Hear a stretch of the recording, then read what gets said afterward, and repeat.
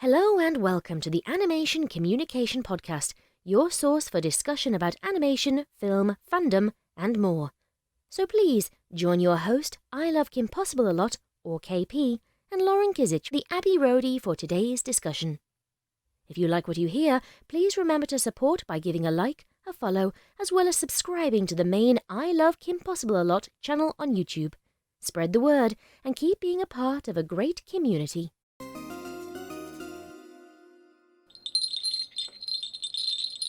This episode is appropriate for all ages. Hi everyone, welcome to this week's episode of Animation Communication, Anxiety Edition. We're from the past where we don't know election results yet, so everyone's just so please from the future tell us it will be okay. Yeah. So in the meantime, we're taking this moment to just enjoy just a little blip of just talking animation and just not thinking about anything else, honestly. Eating Halloween candy. Yep. And crying into the bowl. As of recording this is just after Halloween. And hope everybody had a very safe and fun Halloween. If you were staying in and watching some movies, maybe some Hocus Pocus for the millionth time, no judging. Enjoyed some candy, maybe handed up some to some socially distanced trick-or-treaters. I don't know. But yeah, so very excited to have our guest on today, though. We have Chi-Chi. If you have been sleeping under a rock all this time, super talented young lady here, and you've probably heard her voice in a million projects and didn't even realize it. So why don't you give a little rundown, a little introduction for yourself, Chi-Chi? Hi. So, hello everyone. My name's Chi-Chi. I'm mostly known for music. I've been doing a lot of internet collaborations over the years in regards to musical projects. I've worked with people like DA Games, Cyril, and a whole bunch of others. And very recently, Silverhound, which you might all know from a certain song about a certain spider. So, yeah. Is it the Itsy Bitsy Spider? Yes, it is exactly that. And look out for our next single, Baby Shark. I just imagine a death metal Itsy Bitsy Spider, someone went too hardcore for Halloween and they're just screaming at the mic. Well, now I got our next project for next year. You've solved my problem. We're just here to provide ideas. Anyway. But yeah, so sorry, you were gonna say? Oh, I was just gonna say, Chi-Chi has agreed to do the news story with us, or the news headline. So, yay, we don't have to edit it in post or edit it back in, later. So, yay, participation. Woo! And yeah, so we're going to try and get down to the nitty-gritty pretty quick here, but we do have a few headlines because as of the past week, we've had a few debuts, but as of new animation stuff, there's one headline, so I'm going to go through that real quick. So, relevant to Animaniacs, coming out November 20th on Hulu, there was always the question that people were asking if that meant Tiny Toons was possible to have a reboot or a return in its own form. And as of this week, we got that confirmation. There was the announcement of Tiny Toons Luniversity. So I guess it's a kind of a leap forward for the characters. So it is the characters coming back in a new format. And I don't know if this means kind of sort of aging them up a little bit. Not really. According to the character designs used in the announcement, they pretty much look the same. They're just in varsity jackets. But so very little is known about what is going on with the show right now, but we do know at least that we are getting Tiny Toons. Oh, I was just going to add, we know that Elmira is not coming back because Cree Summer confirmed it. So we got that. Yeah, so yeah, we're going to have some characters coming back. I guess it's kind of like what happened with Animaniacs, is that you're not going to get Minerva Mink coming back or anything like that. We probably won't get Rita and Runt either for Animaniacs. There's going to be some sacrifices made, but even though we should totally get Rita back because we still have Bernadette Peters, please just bring her back. What is Bernadette Peters even doing these days? I guess with theater shut down, I don't know. I meant before that, but yeah, still, like. But I mean, like, she was still doing some Broadway stuff, so and I think some voice acting stuff here and there. So I mean, she has been involved in stuff, and she's an actress. So I mean, she's been involved in stuff. But I imagine she's had to recalibrate to a degree for doing stuff now. But yeah, and then also as of yesterday, which was Halloween, we had 2 very special animated premieres on YouTube.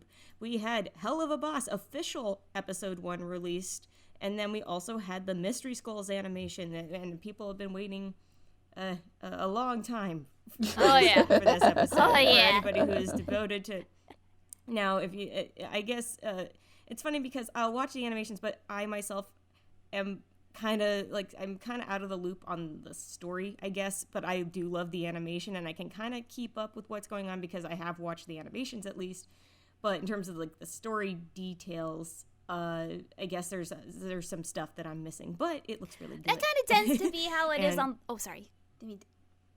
Oh no, you keep going. For Mystery Skulls, that kind of tends to that tends to be how it is on the whole. Is that you'll always get these nuggets of lore here and there, but they never directly say anything.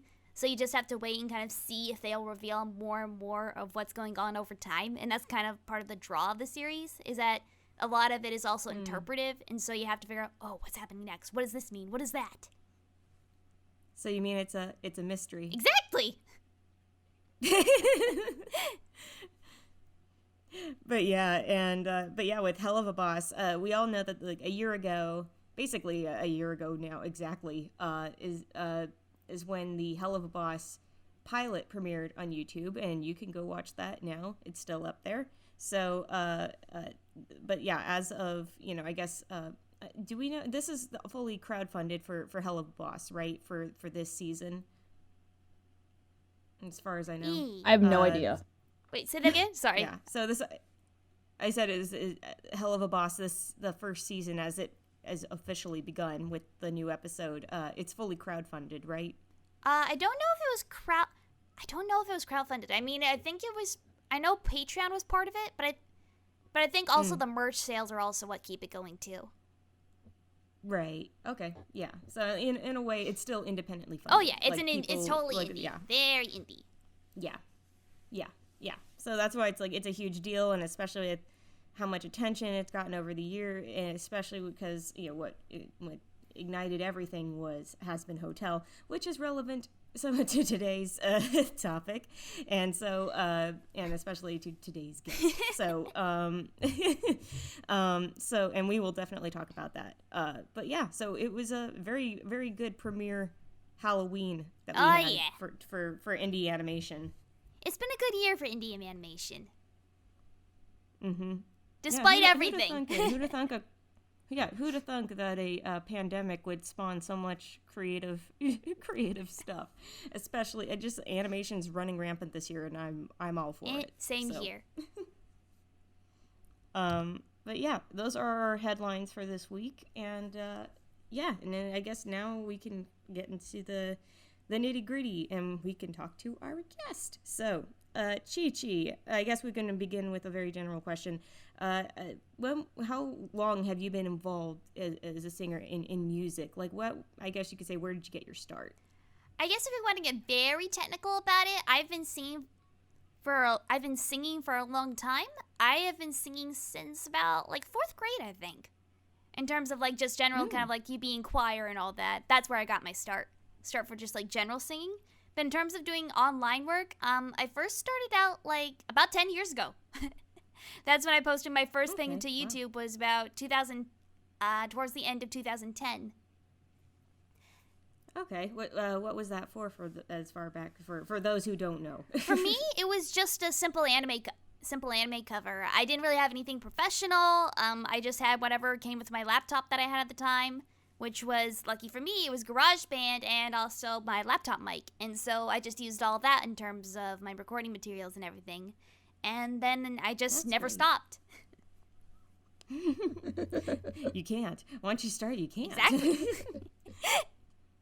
Yeah. So, and I guess did you? I mean, I know you had like an early start in singing, like since like 4th grade. Were there any were there productions? Were you involved in any theater or anything like that? Oh or yeah, I was a theater. I was a an theater independent- rat. Especially in high school. The first musical I ever was in that I wasn't technically in high school at the time. I was in middle school, but they needed more kids for parts, and so I ended up being in a high school production of Seussical back in my last year of middle great. school, and that's where I really fell in love with theater. And I was like, oh my gosh, I want to do this more and more and more. And so I just kept auditioning for the yearly musical we always had at the high school ever since. And I also did a lot of theater camps and that whole thing over summers. This one time at theater camp. Exactly. In high school, I had a shirt that said "one time at band camp." Yep. Because I had to go to band camp because I was in color guard, and yeah, those are decisions I regret. Because band camp is very hardcore, so I'm sure theater camp is very similar. And I do have to ask though, like you were allowed to wear a shirt from American Pie. I mean, it just had the quote on it, so people without the context probably wouldn't get it. So. So I always do like to say, I'm like, I never went to band camp, but I always just like to quote them. Just this one time at band camp. Yeah, and yeah, I mean, I myself love musical theater.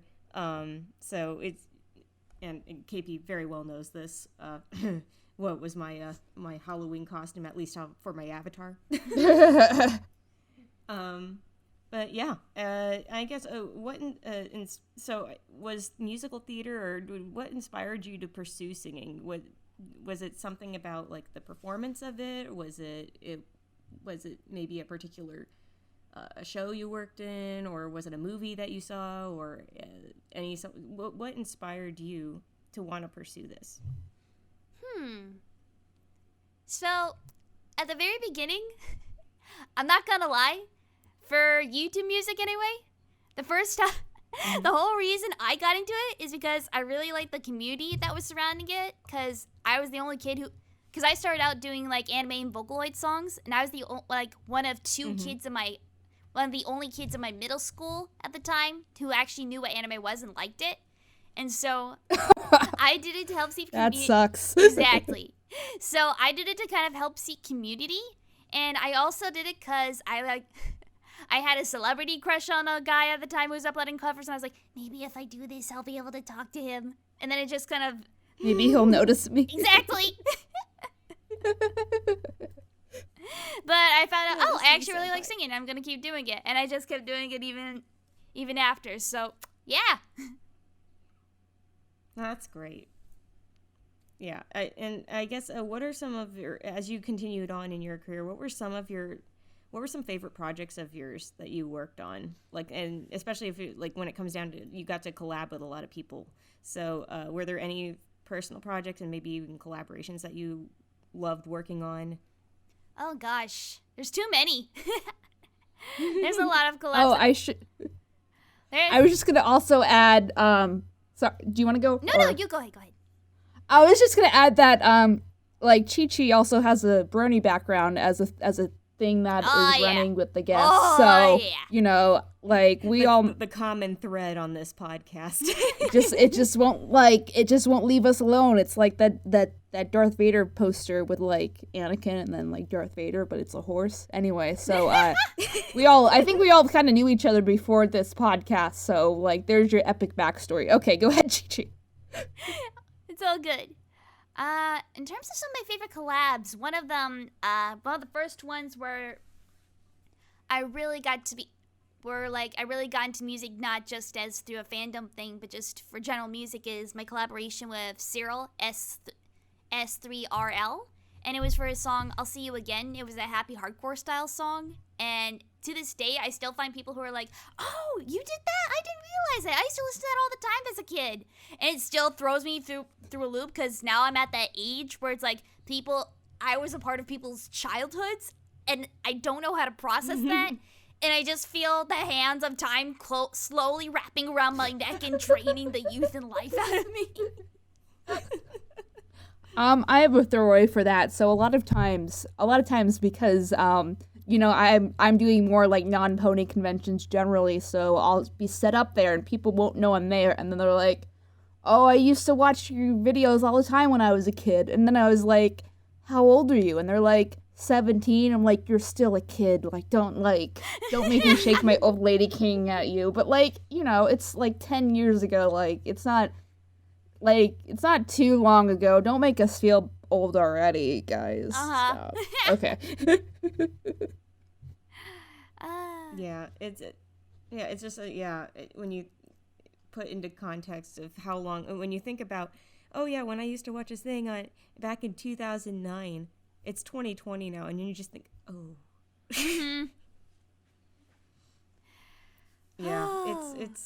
it's crazy to live in a generation now where you have an online project or anything, you put that up there, and it's up there, and if you don't pull it down yourself, so it's like, then so people year after year after year come find your stuff, and then you think about the people that were there at the beginning and saw that.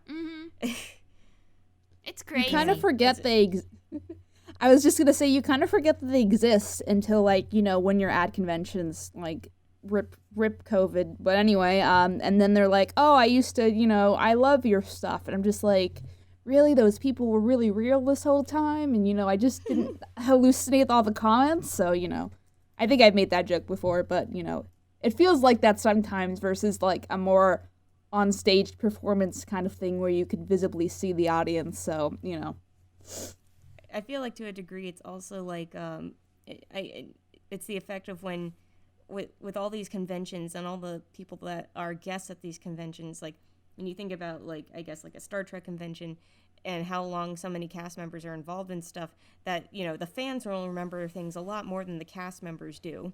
So it's like they go, "Oh yeah, I did that thing. Glad you remembered, because I don't."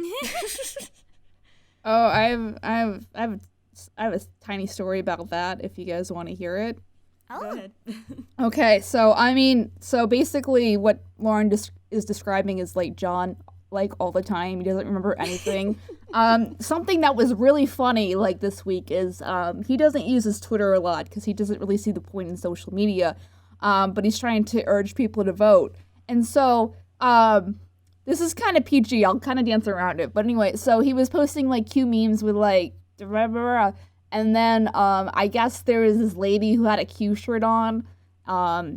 So he puts it on his Twitter, but it's just, the photo is cropped, so it's not her headshot. It's just her chest. So it's just it's really weird. I'm like, why are there just random lady boobs on this?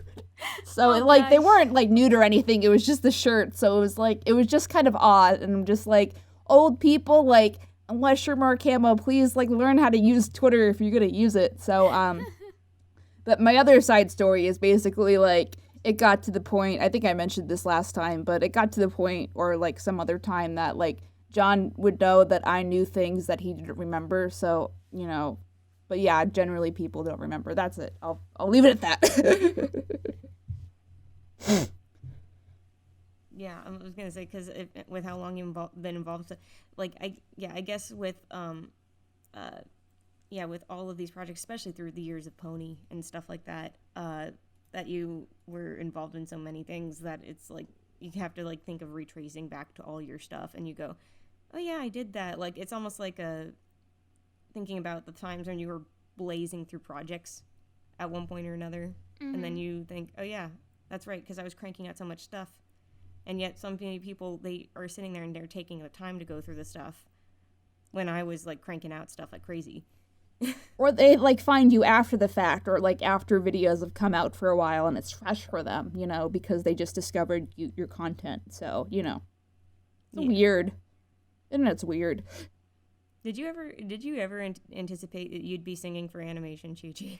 Not like this. Not in this regards. This has been this has been a crazy year in terms of that stuff. Yeah, when were you approached? In particular, we're gonna branch into the has-been territory here, because relevant. Yay. How were you approached about being a part of Has-Been and lending your singing voice to Cherry? Well, that's interesting because that wasn't me. Because we wrote the song before that was even in an iota of possibility. Like, when we first wrote the song, we had no intentions of it going as big or even being made into a video like it was for Has-Been when we originally made the song. Because on the whole, it was kind of like, you know how, I'm sure a lot of you are familiar with, like, fan music and brony music and all that. That's pretty much what the song originally was, that it was a fan song for Has-Been Hotel, and in particular, it was a fan song for Angel. And hence, because I happened to know the voice actor for Angel, and we were struggling to find someone to do the voice to kind of emulate his character. I went about and I was like, I wonder if I could actually just ask him directly. And so we ended up doing that, and then he ended up asking Vivsy if that was okay, and she gave us the go. And so that's how the song started. And once it was released, not too long afterwards, Vivsy ended up approaching Silva about the idea of making a music video for it, and to which he said, yeah, go for it. And so that's kind of how that whole thing started. And then about, I want to say like a month and some time afterwards is when we got the first animatic for it. And that's when I found out that my voice was going to be coming out of Cherry's mouth. And then it was just months and months of waiting, being like, when's it happening? When's it happening? When's it happening? And then when it released, I had no idea it was going to get the response that it did, and I'm still wowed by the response from people. Did you cherry bomb the that internet? Somebody would be making covers of your song? No, I did not. That's the craziest part to me. That is one of the craziest parts, is seeing how many people are doing covers of it. How many very prominent and well-known people are doing covers of it, and that still shocks me. Yeah, like just seeing all the different variations and styles and all of it's blowing my mind to see how many different takes there are on them. Oh yeah. And I mean, there's the gender bends, there's like jazz covers, there's metal rock covers. There's covers in different languages. Yeah, it's just like you went just full blown international with this whole thing. It's for real. I mean, that's the beauty of the internet, but I'm like, to see it take off, it was just like, wow. Yeah, it's awesome. I think it was this week. Yeah, just this week it hit 50 million views. Wow. And that's still nuts to me. That is still crazy. And it's funny because it was a fan song, and that's how it began.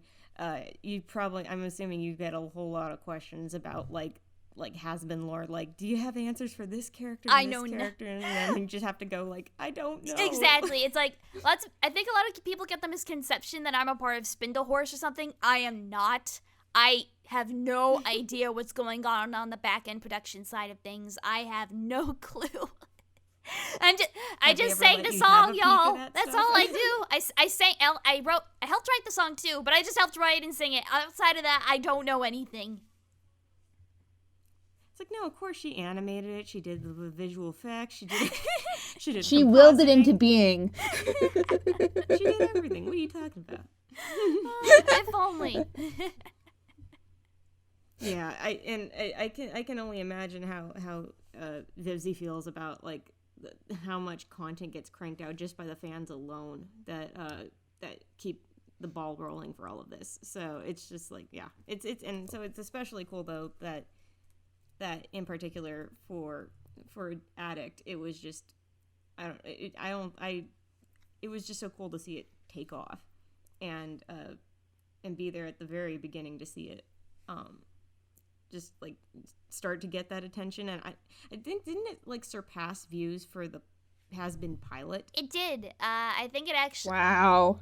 It either surpassed it or like it's on par with it right now. I know that. That's amazing. I think actually what also kind of helps to the advantage of Addict is that it's a music video versus a 30-minute pilot. Yeah, it is much Right. shorter, so that also does it. More digestible. Mm-hmm. Yeah. And but yeah, I guess after that, I guess I want to think about going down the line, you think that they would bring you onto the show to be the official singing voice for Cherry? Should she have another song in the show or something like that? No idea. I mean, it'd be cool. I'd love it. Don't get me wrong. That would be super friggin' cool. But I also know things like that are up in the air. There's like legalities and all that, and all kinds of paperwork and all that stuff. So it may not. Well, we'll have to wait to see what the future holds. Guess we gotta make another fan video. All right, let's back to the drawing board. In the meantime, we'll make that happen. But yeah, and I guess I guess I'm going through questions a lot faster than I was expecting. So I'm like, well, you know, we can always chill if we're like, oh no, we have a 20-minute podcast, kind of. So we'll see what happens. Hey, maybe it'll end up exploding. It'll be like the bite-sized stuff, like you said earlier. Oh no, Lauren, we did it. We exploded to the internet by our podcast. So I guess maybe to take a little bit of a tangent. If there were like what would be I'd say has been a pretty top-notch project to be a part of. But I mean, what other projects do you think like if they did, like, for example, if you were able to be part of like Mystery Skulls or any other kind of series like that, what would be like another great series that you'd like to be a part of to even contribute even a small part? Like what would be that? Oh God, I have no idea, honestly. Like, I haven't really thought that too far in advance. I do audition for different voice roles for like independent projects and stuff like that. So if I could just get another project like that, I'd be cool. I'll take what fate gives, and I'll see what the future holds. Yeah, and actually tell me a little about some of the voice acting specific stuff. Like everybody knows you for a lot of the music stuff, but maybe to go into a little of voice acting stuff and what you've done for that and what you like to do for it. In terms of voice acting stuff I've done, it's a little bit sporadic. I've done stuff here, little projects here and there. I've also done some abridged stuff for other people for voice acting. Schmuck Squad in particular, I've done a lot of voice work for them. And in terms of where I'd like to go in the future with it, it'd be cool if I could be a part of an original project or something, or another short film or something. I'd love that. Yeah, especially if it's like a recurring role. Oh, like definitely. If you have like multiple episodes of like a show, that would be, because then it's like, hey, cool, I'm gonna stick around for a while. Can't get rid of me that easily. Nope. Surprise! You thought you'd seen the last of me.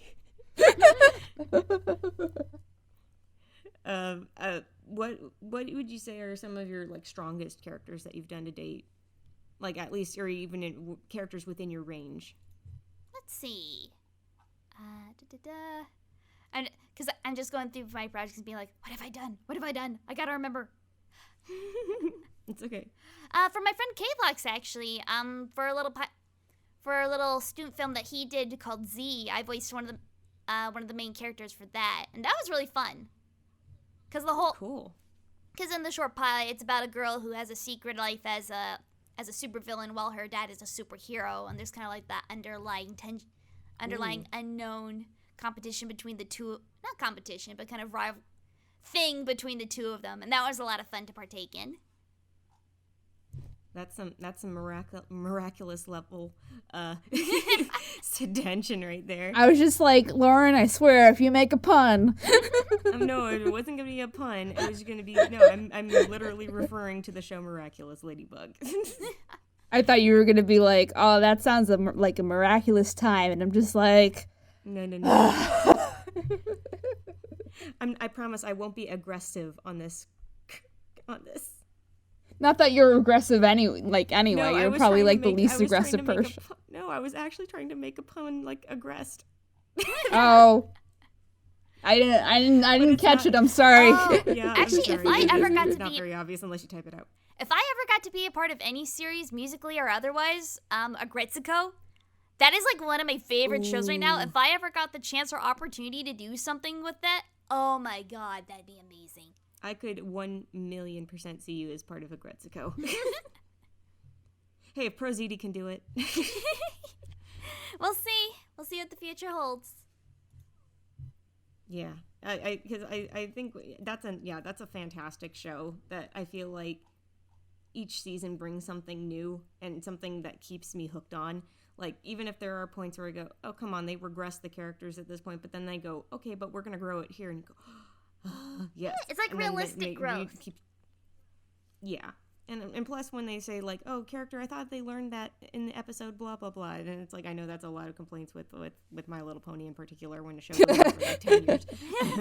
But I'm like, sometimes it's not like one lesson and it's like, oh, lesson learned, never going to do it again. Sometimes it's a learning process. You gotta have it happen a couple times in different ways in order for the lesson to sink in.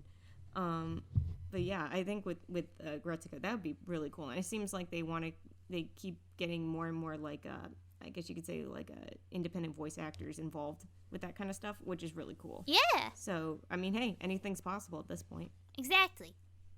Especially this year has really pushed the whole remote working kind of aspect for voice acting. So it's definitely going to be an interesting year in terms of like interesting future in terms of like where things are going to go. Yeah. That again, like, it's been great to see the industry adapt so quickly when everything else is at a standstill, that animation keeps going on. And actually, I'd like to take that opportunity to say you are also an artist and you do your own artwork and stuff like that. So maybe tell me a little about, have you been drawing longer than you've been singing? Oh yeah. I was an artist way before I was any kind of musically oriented kind of person. Especially because my parents were very much into the arts. Both of them are architects, and so I got into drawing and kind of sketching and stuff like that at a very young age. Oh yeah. Is that how they met? Yeah, it is. They both went to the same architecture school together. Oh, that sounds cute. I draw too. Da, da, da, da. Let's procreate. Hey, art pun. I did that on purpose. I didn't do that on purpose. Yeah, because into I guess because of more recently, because I like to hop servers and stuff like that I've been in the Aficionados Chris server, that I should say that Chi-Chi has drawn me a couple things here and there. So, As a so view like, for me. Actually, let's just bring up art. Yes. Is it Lupin stuff or Lupin stuff? Yes. A 1,000,000% it is. Yeah, it's like, sorry to torture you, but to a degree, I relish in it a little bit, only because it makes you squeak. A little. Only a little. Mm-hmm. I got into horse stuff because of a Spanish fan dub of someone I was following at the time, who did a Spanish fan dub of the Fluttershy scene with the ball and all that when she goes nuts. Oh. At the gala, that's what it was. At the gala. Yep, at the Grand Galloping Gala. But yeah, that's how I got into it, and then I started posting covers here and there, and then some of the musicians. And then the very first collab I was a part of for like an original Brony song was I posted a small little clip of me singing what's that song called? Autumn from Jackalap. I posted a little vocal thing of me doing just a little line from it on Tumblr, and then that son of a Mitch found me there, and that's how we started the collab for oh god, what's the song called? Oh no, am I that old now? Fudge. No. No, come on. I know what it's called. It's Harvest of Dreams. That's what the song was. And it was with Mitch, Mike, and Stormwolf. Ah, gosh, I am old. And to think, it was all through Tumblr, but, back when it was still good. Yep. Back in the day. And do you remember what year this was? Like, what fandom stage you were in? I believe this was 2013. So this is still kind of in the early days. Okay, yeah. Okay, that was around the time I got into the show. Yeah, me too. I kind of missed the initial, like, wave of just like, oh my god, this is the best thing ever. But, I think things worked out. It's fine. It's fine. Yeah, I just remember like getting into it because I watched. I think it was the. Now let me think. Was it the season? Was it season?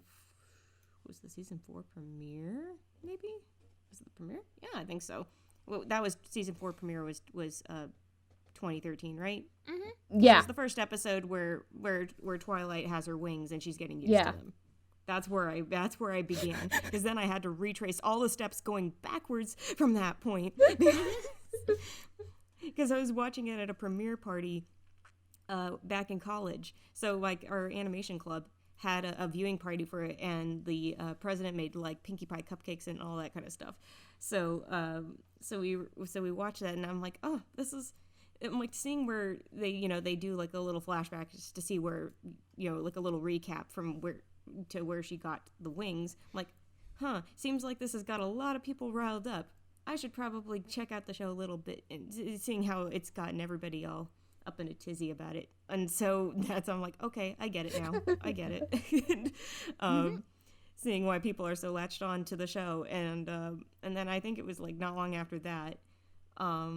I think that's when I told Chrissy about it. I'm like, you should probably check this show out. You should probably check it out. It's like, I'm surprised. It's good. It's really good. I think you can get into it. And then I guess the rest is history. Oh, I thought it was the other way around. I thought Chrissy was like horses, and you're like, okay.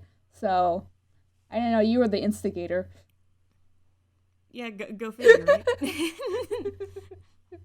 Oh, that's pretty funny. I'm trying to think of yeah, I just remember like back in the day, like the first pony thing I did was the Equestria, like the first Equestria Girls viewing or whatever. There was a meetup group or whatever, and like my friend from high school, like bless her heart, she was just like, oh, this is Rachel. She's I Love Kim Possible a lot, and this was like when I just started doing YouTube, and people are like, who the fuck is that? And I'm just like, oh, this is why I don't like go outside in public. But it was cute, everyone wore stuff, and I made jokes, and people thought I was funny. And then I never had to go to therapy again. No, I'm kidding. But yeah, I think nowadays I remember going to that convention last year with you to the I think what was it, the Toon convention, oh yeah, ToonCon, the little baby.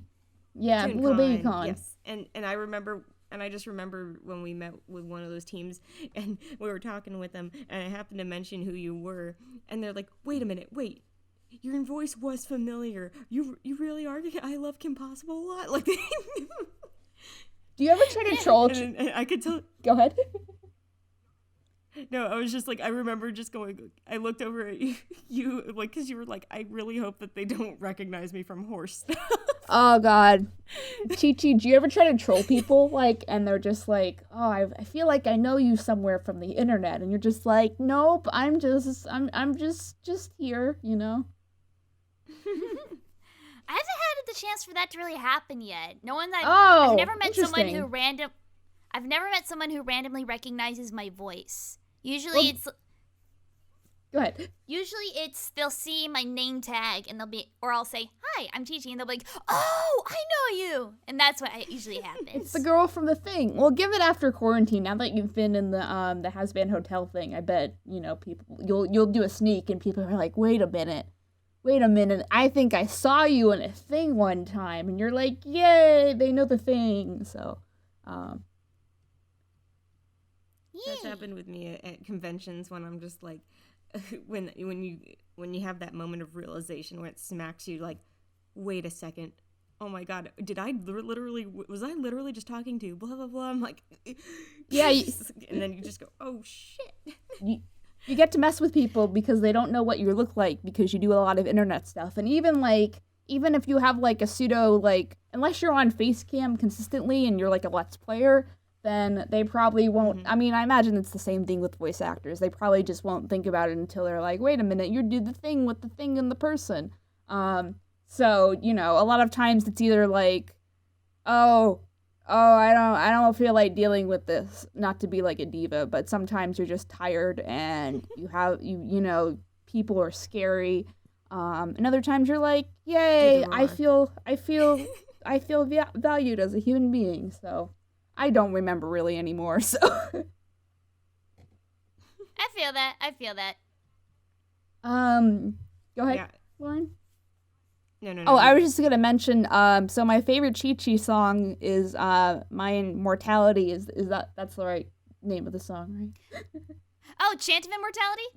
Yeah, like the really sad one that got animated, but it's also really pretty. So. Oh, thank you. Yeah, that's definitely one of my favorite collaborations from the years is that one. Because it's very different from a lot of projects I've been on. I love choir music. Anytime there's a chance to put like a choir in something, I'm like, yes, give it to me. I want. It just ups the ante all that more. Just like, how do we make this more dramatic? A choir. Exactly. It's just interesting because it also had like a story, and it's also like one of my like pet peeves of coming out of horse is like we never really discuss that. We're just like, oh, we'll get there, and then they don't get there, so we're it's kind of more sad when you think about it that that conclusion is probably the correct conclusion where everyone dies and it's fine. So yeah. You ever think of sad things, Lauren, like that? It's a surprising amount. I try not to, though. That's why I'm on all the antidepressants. No, I don't know. Lauren's probably not on them, but So I'm like, this is why I run to loop on. If I'm the Head empty, only monkey. Okay. I have a question. So, Chi-Chi, so like, I know this. So pre-COVID and now like COVID, I guess as like more people that are used to working in studios are adjusting to like turning some space in their living room into a recording space. So like, have you had any like general challenges of doing voiceover and doing like singing by yourself versus like in a physical room, and then maybe even like technical challenges like how like setting up, or like, man, I wish I didn't have to record in my bathroom with all of the sound is like bouncing off each other, my life. So in terms of that kind of stuff, I've only ever known recording and stuff like that in a home setting. In terms of the challenges, back when I was living with a roommate, one of the challenges was kind of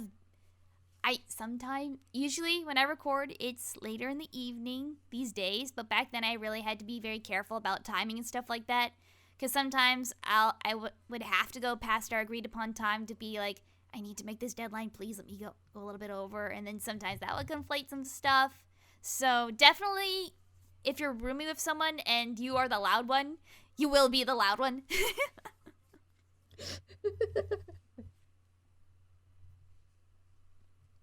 Let's see, what else?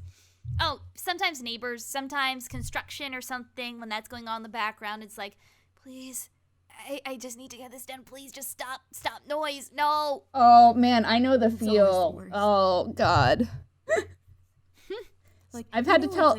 You Go know, it's a ahead. good time to do gardening right when I'm recording. Exactly. I've heard some people record in their cars too, which is an interesting strategy. Yeah, it happens. Yeah. It's an inevitability. Yeah. Especially if you're in a credit setting and people just won't shut up. So, at least you can go in the garage and, yell at yourself and hopefully people won't judge you for It's it. all part of the deal. Meanwhile, I think about how like Ben Diskin would talk about how he goes into the coffin to go record. Yeah, his I know people who do soundproof box. do recording in their cars too. I mean, it would make sense because actually the acoustics in a car are not too bad at all. Yeah. So Chi-Chi, I'm sure you've done concerts and stuff like that. How has that experience been, and like what are just the general steps as far as the process? Oh, I love singing live. And that's definitely one of the things I really missed out on this year, is that usually when I go to cons, they won't necessarily have me, but usually someone I know will be singing there. They're like, hey, can you help me up on this thing? And I'll be like, sure. And then I'll get to sing on stage. But this year, due to COVID and everything, that didn't really happen. And that made me really sad because because that's one of my favorite things to do is seeing reactions live and singing up there on stage live. It's such a different energy entirely, and it's so much fun. I love it so much. Yeah, especially because you're feeding from your audience and how they're reacting and Exactly. responding, and it's a different energy versus by yourself. Exactly. What are some of your favorite songs to perform live? Let's see. Doki Doki Forever was definitely a really fun one because that was with all four of us. And it's so much fun when you get to do it in groups because then you feed off the energy of each other, and then you get to do little clips here and there on stage, little performance things. It sounds like you guys are Dementors, like, with the whole feeding off each other. Exactly. It's like by the end of it, Exactly everybody what needs we a bar are. of chocolate. Mm-hmm. Bless you. Bless you. Do you have any fun con stories you can tell since I think we ran out of questions? Let's see. Oh, I got a great one. Oh, Yay. this is a good one. Sure. So last year at MomoCon, what ended up happening is that we had a girls' night with me, Oreo, Kathy, and a whole bunch of other people. And what we ended up doing is that we all went. Oreo was a guest at the con, so we were up in her room and we were having fun and all that. And then someone knocks on the door, and you wouldn't believe who it was. I don't know. Who was it? Tell me. Patrick Warburton. Are you serious? Patrick Warburton, who's just covering himself with just a pillow. And what ended up happening what happened was that the poor guy, he got room service or something like that. He was like, "Oh, I'll be real quick." He goes out to get it. He accidentally locks himself out of his room. No. Wait. He locks himself outside his room naked with a pillow? Pretty much. I think he might have been wearing Why a didn't robe. we I just can't have really a- remember it. But I definitely know he was not fully clothed. Why didn't we just have the podcast about, like, this? Like, that sounds, like, hilarious.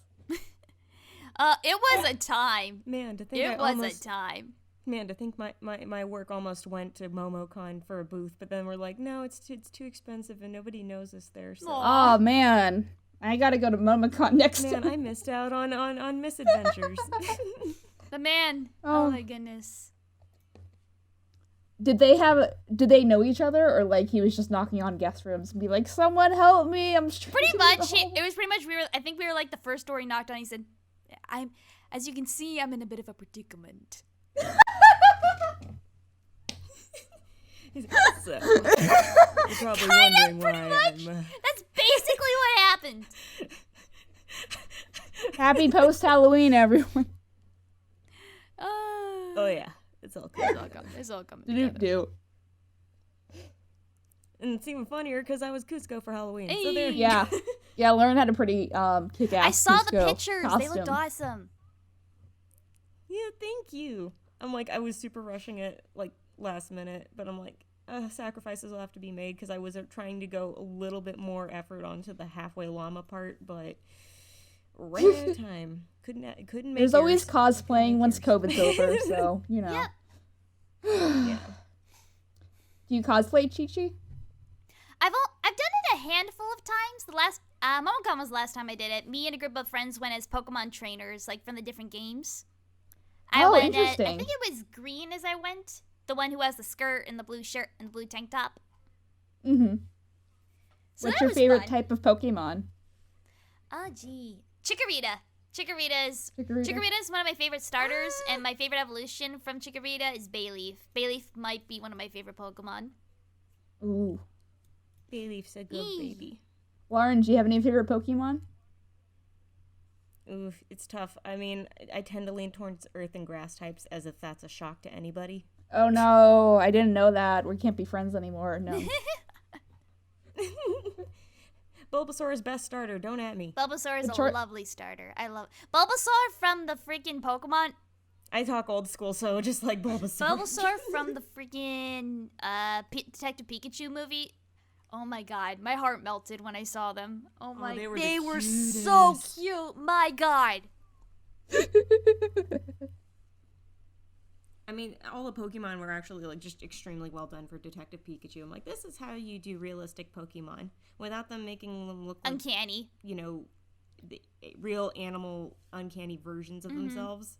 Like, just make them look like they do in the anime. Like, go ahead and give them the big eyes. Go ahead and make them look cartoony, because that's kind of the point. They're monsters. They're not real animals. They're based on real animals, but they're not real animals. So just have at it. Take note, the Lion King movie. Show some... yeah, at least the Pokemon had emotion in Detective Pikachu. Exactly. Oh. Also, Pikachu was freaking cute as heck. I mean, that goes without saying. Yeah. That was such great casting. Yeah. Chi-Chi, did you do anything for Halloween? Yeah. I watched the new Witches movie, actually. That's on HBO. Oh, the one with yeah. How was Anne it? Hathaway, Lady. yeah. It was very... It's very good. It is a very good movie. I don't know if I could classify it as a kid's movie. Like... Oh, okay. I was like, that the sounds like first a lot of Witches- hesitation.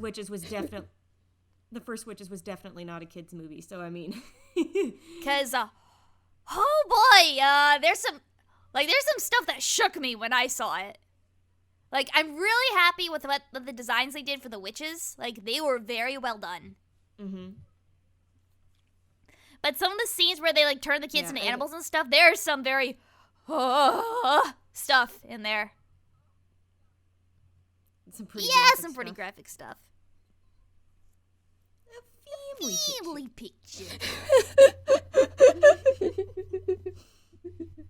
Yeah, it's just knowing, and especially because the original Witches from, like, what was it, like 1990 or something like that, 1991, something like that. Yeah, considering they used a lot more practical effects in that one, and you had to sell that, it was just, it's traumatizing. I mean, there's a lot of, like, witches peeling their faces away to show their real face underneath. There was the practical effects of turning the kids into mice, and then there was just like it's pretty traumatic. I never saw the original. What the heck, Roald Dahl? Yeah. Roald Dahl's kind of hit and miss as far as, like, we got Charlie and the Chocolate Factory, and then, like, sometimes other weird things that work, so. He had a thing for putting kids through torturous Yeah. events. What could possibly He's still go one of my wrong? favorite authors, though.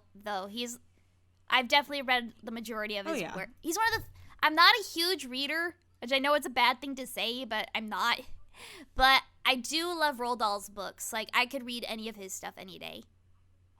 I think what's kind of, like, cool about it is that, again, it's almost like it doesn't talk down to kids, but it's like, it's walking that line of, like, I'm gonna scare some sense out of you. Exactly. But at the end of the day, you're still gonna enjoy yourself, I think. So it's like, yeah. So I mean, you think about what happens in Charlie and the Chocolate Factory. Just saying, there's some pretty nasty stuff that happens in there. But at the end, hey, Yeah, all you free need chocolate. is have a happy ending. As long as you have a happy ending, that's all it needs to be kid friendly. Oh, Yeah. Lord. Oh, yeah, I guess we never know if all the other kids recovered from, like, their miscellaneous, like, shenanigans. So, I don't know. Oh, they explain the afterwards in the book. I do. And in, Oh, like, they the do? newest movie. Yeah. But, yeah. Roald Dahl likes his punishment and consequences. Oh, Lord. Well, I mean, you gotta teach Yeah. it. When will you learn that your actions have consequences? When will you learn? When will you learn that your actions have consequences? Just because you're a kid doesn't mean you can go around murdering people, guys. Like, control yourself. Exactly. It's like, I wish we didn't have to be at a point to have to tell you that, but Here we are. Anything's on the table. Here we are in the future. and it's Oh, God. It's just like such a 2020 mood. I do gotta say though, I guess to kind of reel it back in, relevant to you, to you as a singer, and then you just being involved in general in the online space, and how many people keep coming forward as new creators, as new singers, new artists. I guess what advice would you have for anybody who wants to follow the path that you've followed, and because I know that every day there crops up new people, so. Make friends, I'd say, is the biggest thing. Like, cliche as it is, friendships go a long way in terms of, like, where you go, what you want to do. Keep making friends. Keep yourself open to new opportunities. Don't feel like you have to shoehorn yourself into one direct path. And if something's not taking off in one area, that's fine. Try something new. And if that takes off, go there. And if you want to come back to the other thing, that's fine too. Be flexible, I think, is definitely one of the things I would tell people. Yeah. It's like friendship. I mean, especially in an ever-evolving space. It's like friendship is magic. My Little Pony. We never get to escape. This is the ride. It has us by the ankle. Oh, gosh. Are you one of those people? But yeah. Oh, go ahead, Lauren. No, I was going to ask her if she's one of those people that are looking forward to, like, G5 and all that. Or are you kind of over it? Say it again, sorry. Are you looking forward to G5, or are you just kind of like, either way? I'll be happy to see what comes from it. I hope it inspires more creativity in other people. That's a good way to put it. Yeah. Yeah, because I mean, even at this point, we still don't know what Exactly. to expect. It's all up in the air. Too far down the line. Yeah. Hopefully, we'll get there. Even though 2020. Meh. I mean, isn't it like is it 2021 or 2022 that we're getting the movie? I think 2021. Yeah, I think all we need for confirmation of that is a trailer. Yeah. So we're some kind of teaser. We never finish. That's what she said, dude.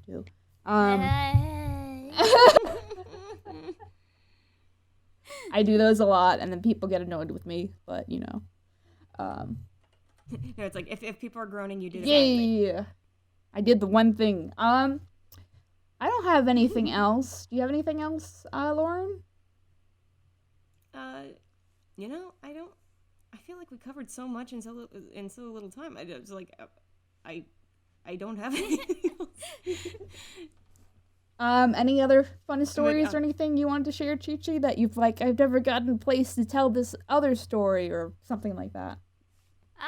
Nope. No pressure. I think I kind of did it with that last story, so I'm good. Yeah, I don't think you can beat that. Yeah, I don't know if you can top Patrick Warburton showing up with nothing but a how did that even, did he get robbed? He got locked out. It's like that whole trope you see of someone getting locked out of their hotel room when they're going to get food. Oh my god. I think this further implies that he was walking around his room naked, not the judge or anything. I mean, you don't? I mean, not with windows. Oh god. Okay, so I guess just to be clear, I do not do what Patrick Warburton I just imagine someone robbing him and being like, "You're crunk, give me your clothes," or something like that, in the hallway. Hey, Pat, give me your clothes.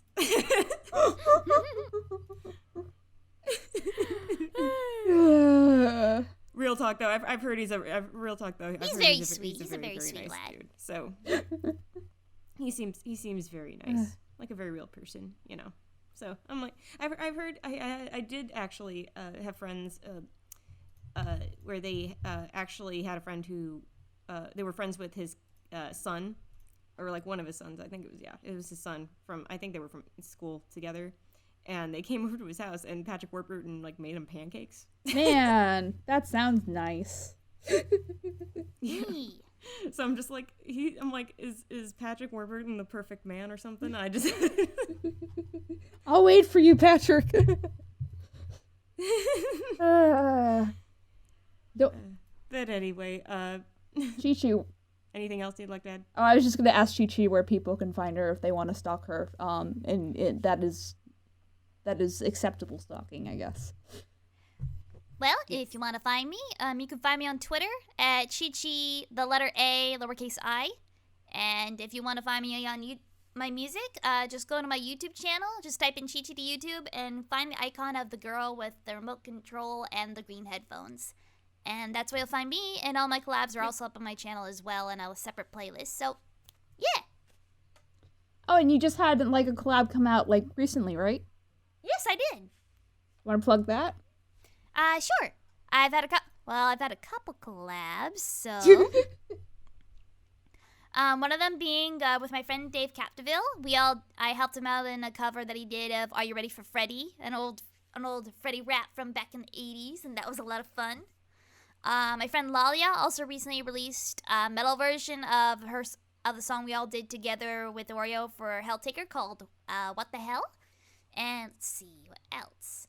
Also, it's going to be coming out very soon. I have a music collab with Silverhound that's coming out. That's also a Helltaker song called The Fire, so be on the lookout for that. You got some good stuff. Sweet. Okay.